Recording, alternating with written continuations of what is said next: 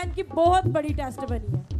ये कह रही है कि मैं पहली तो बात है यहाँ आ नहीं पा रही थी और मेरे दिल के वाल बंद है, 3 दिल के वाल बंद है और मुझे पथरियाँ थी पित्ते में। और जब मेरी बेटी या बेटा जब हुआ है तो मेरा ऑपरेट हुआ और मुझे डॉक्टर ने कहा कि आपके दिल के जो वाल है ना वो बंद है और आपकी पथरियाँ भी है। और मैं यहाँ पर आना चाह रही थी तो मेरी इतनी रुकावटें आई हैं, पर खुदावंद ने मेरी रुकावटें दूर की है। और जैसे ही पास्टर जी ने मुझे ऑयल लगाया है मैं उसी टाइम अपने आप को अच्छा और बेहतर फील कर रही हूँ। Hallelujah, hallelujah.